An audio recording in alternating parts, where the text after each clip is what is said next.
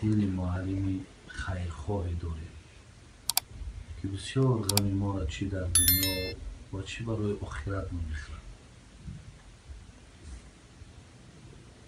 حضرت میگد که شما در این حیات هم داریم عملهایی را که اگر انجام تیم در خانه قبر برای شما بسیار یاردمچی می شود.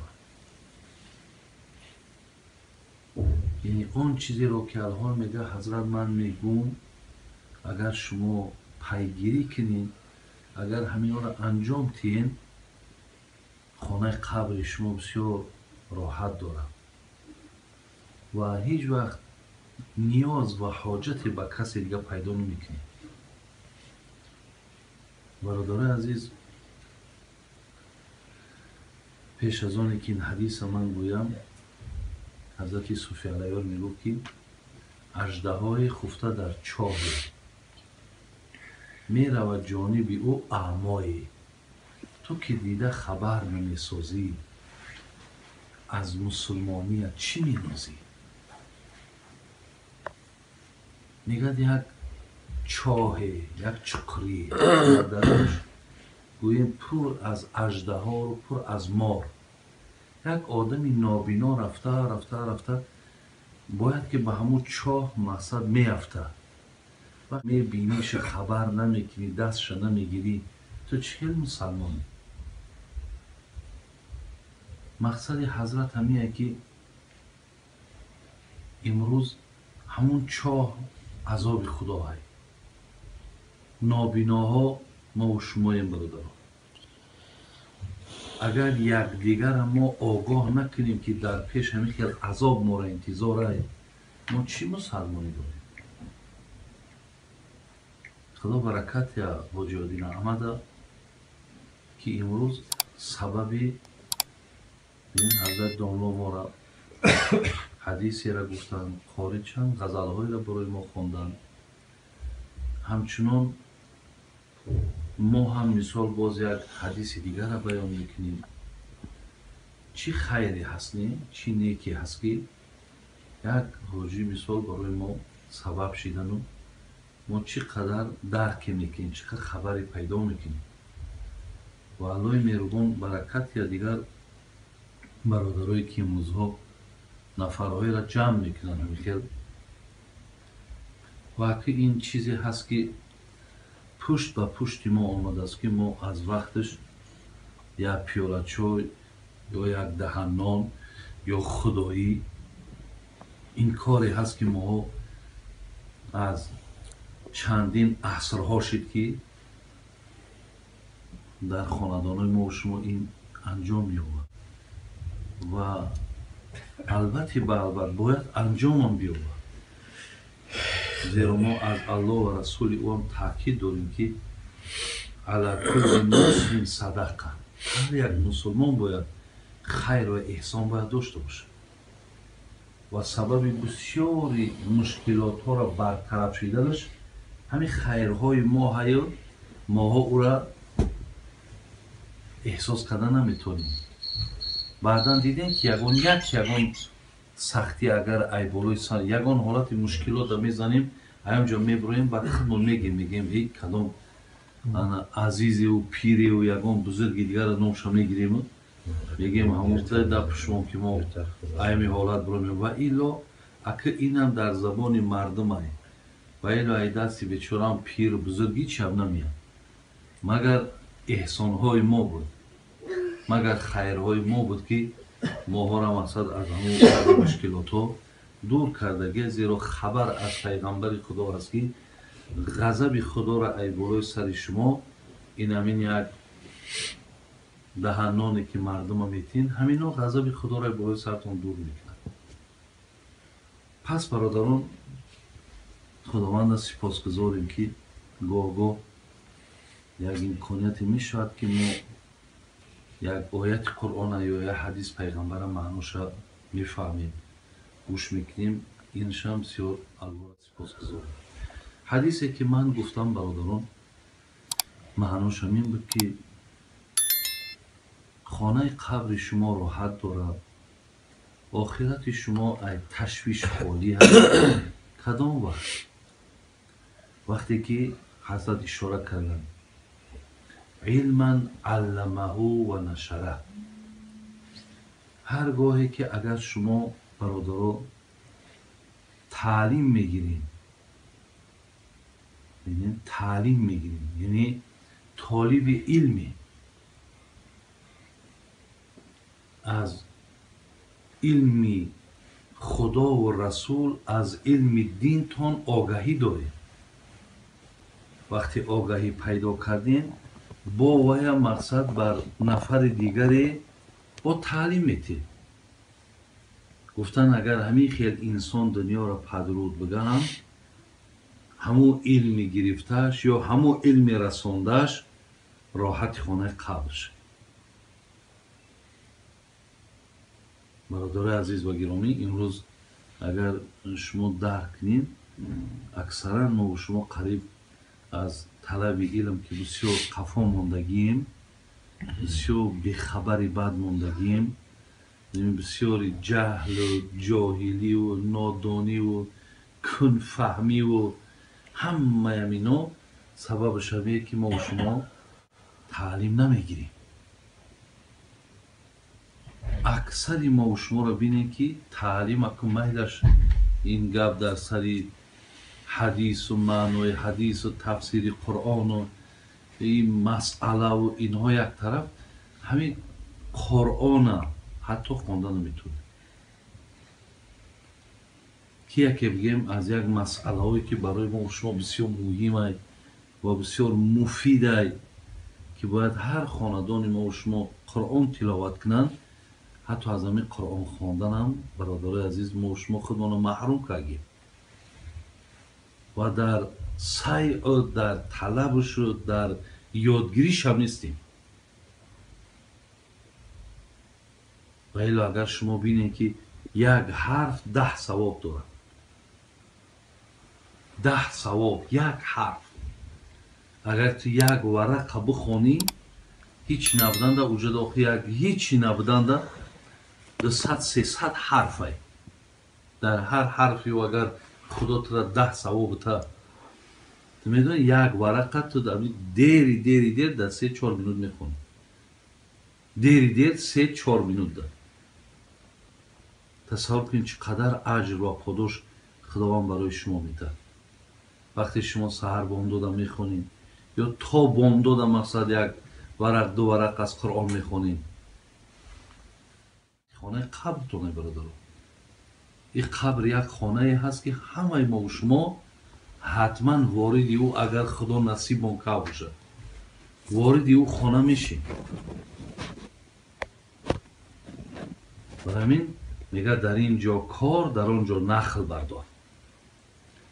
اینجا در مهنت زحمت بکن که اونجا در حاصل شای، حاصلاش اونجا میبینی.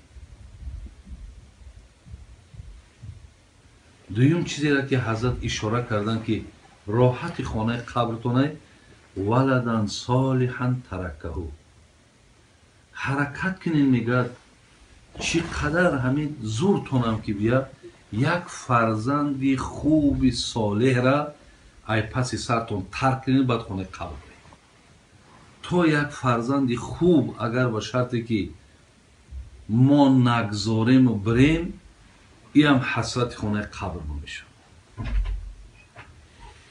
برادر عزیز، برای یعنی چیلی که ما دیدیم که همین در همین دنیامون سعی داریم، حرکت داریم که همین بچه هکامون مثلا به یک 30 سال رسیدیم دست خونه بگیرن، یاردم ممکنن، مقصد بین یاردم ممکنن، چی در زندگی باشه، چی در نفقه باشه، در هر جد میخواهیم که ما را یاد.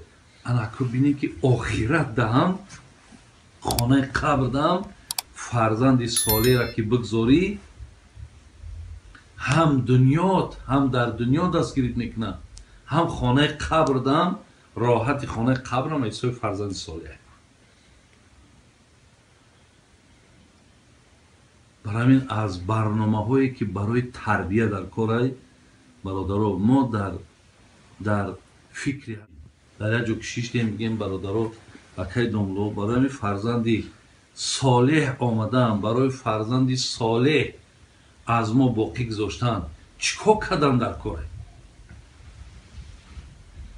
چیکار کنیم که یک فرزندی خوب ایما باقی مانه و من که اگر از دنیا هم که گذاشتم خلاص ای حساب برکت همی فرزندی خوبی را که من تربیه کردم من خانه قبرم راحت داشته باشم.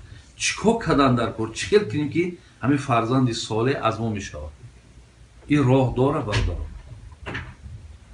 این راه ها داره.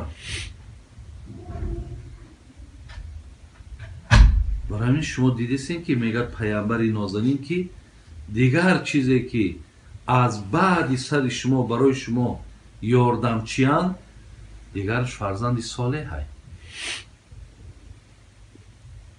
و ما باید بدانیم که اولین نازکی برای فرزندی صالح این لقمه حلاله.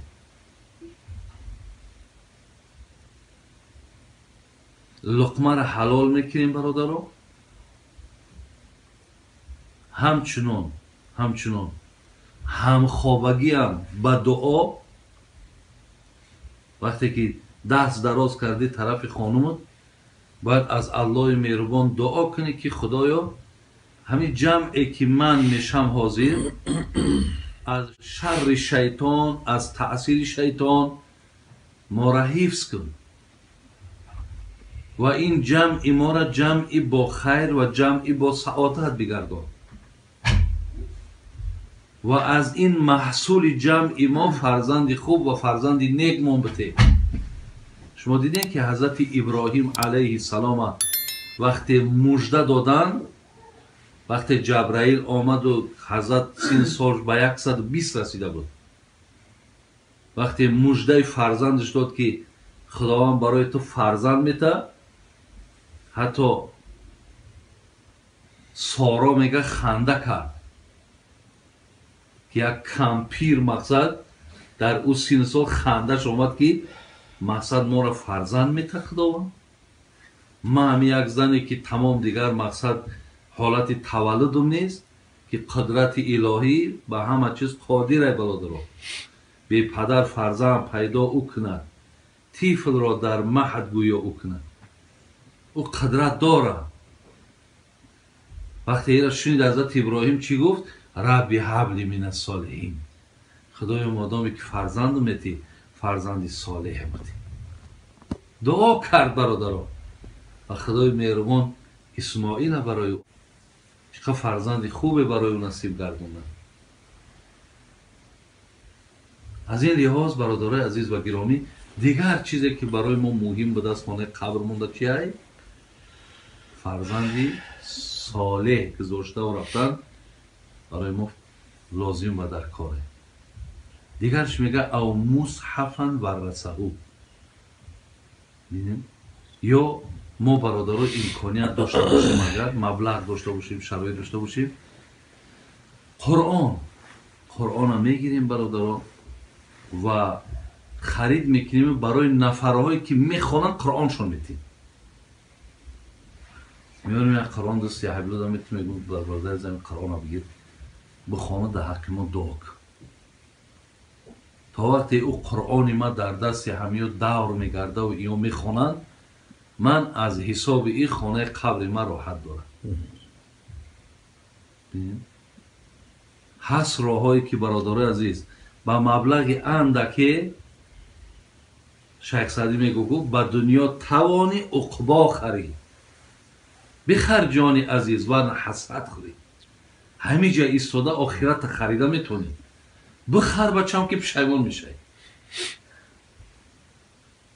همون دورهایی که در مسجد بودیم میدیدیم برادرای عزیز که مردم میامد 100 دانه قرآن چند کراکم جا میمون، میگو همین را مردم در تقسیم کنین بخونند در حقی نام چیه نام ما چی در کاره بوجی هم بته در حقی ما دعا کنن.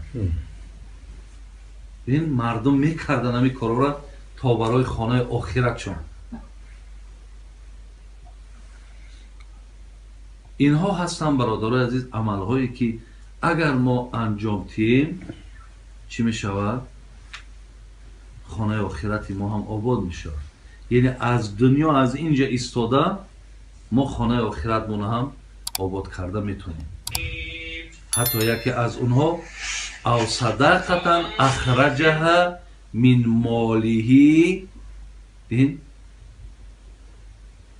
یکی از دیگر آن چیزی رو که خانه قبر ما را آرامی میبخشد، راحت میبخشد، زینت میبخشد، این است که وقتی من از مالم در دنیا خیر و احسان بکنم، این خیرها و این احسانها هم برادرها برای ما و شما هم دستگیری خانه آخرت ما میشه.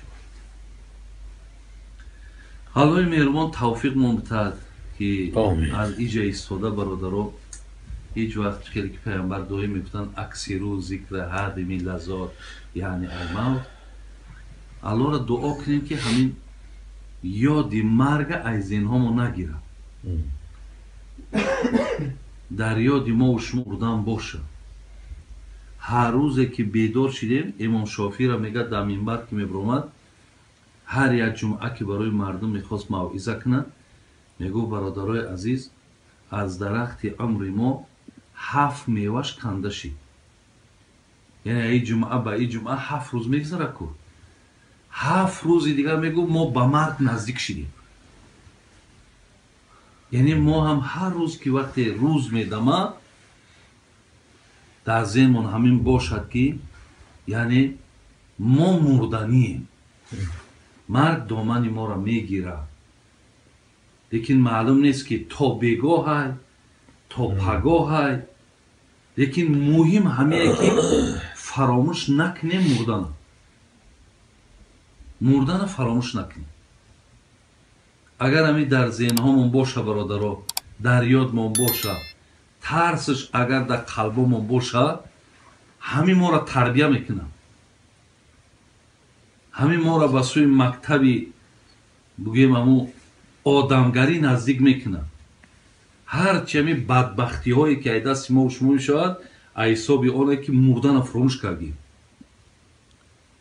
همین سرسختی هامون، همین تنبلی هامون، همین معصیت هامون همش سببش همه که مرگ فراموش کردیم. برای همین این فراموش کردن در کار نیست و هیچ وقت اعتماد هم کردن در کار نیست که حاضر من همین روز من نمیبرم. همین اعتماد باید نداشته باشید، برای که مرگ گفتی همون شاعر الموت یأتی بغتة، مرگ ناگهان میاد. برای همین ماها باید این چیزا هیچ وقت از ذهنمون دور نکنیم، دائم در پیش نظرمون باید مرگ باشد، ترسش هم باشد. طریقی که حضرت داملو گفتن جان دادنم باید که باشد و حضرت سلمان فارس گفتن حضرت یگان بار درباره مرگ از پیامبر چیزی شنیدی؟ ابولیث میاره در کتابی هم تنبیه الغافلینش گفت ها گوش شنیدم ای حضرت که شدت مرگ هم میگفت با مثال 300 شمشیر در وجود زدن، 300 شمشیر در شکمت میزنن چقدر درد میابی. گفت به همین مقدار گفت انا گفتن شدت موتای و گفت باز میتونین دیگر چیز شنیدم. پیامبر گفت که اگر همین حیوان ها اگر مرگ بدونن که همین مرگ چیه، شما از وجود یا روغن یافته نمیتونید. یعنی دیگر در گوشت حیوان روغن پیدا نمیشه. این روغن اصلا خیلی بی پروایی و بی فهمی پیدا میشه. وقتی آگاهی گفت پیدا کنن شما دیگر اتنه یا روغن یافته خوردن نمیتونید. برای ماها هم برادرها بی پروای بدم نباشیم، بی اهمیت هم نباشیم، با جوانی مون هم تکیه نکنیم، با تنی صحت مون هم تکیه نکنیم، با این هم تکیه نکنیم که من علاقه آنتی ویروس دارم. ولی چیه؟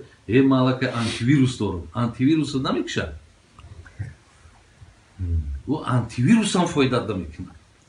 اگر در کارشید برادر عزیز این نزد الله در که ساعتش که آمد حتما این دنیا را پدرود میده. و بیادین آمد بسیار تشکر زیاد، خدا برکتت یا بسیار یک معرکه و محفیل خوبی کرده، بسیار یک محیب اهل علم بود و مشتاق که مقصد زیارت ها بود. خداوند رحمت و مغفرتش کنه. این گمان های نیکشه، این نیت های نیکشه، خدای مهربان دستگیری خانه افتراتش کنه. بازم در عمر شما، در عمر بچه چرکایی که ایستگی خداوند آینده این نیکشون بتره. در این خاندان فیض و برکات چه نازل کنه. الله جمیع گذشتگانتون رحمت و مغفرت و توفیق هامونه، اخلاص هامونه، یقین هامونه با سوی دین خدا زیاد گردونه. یا رب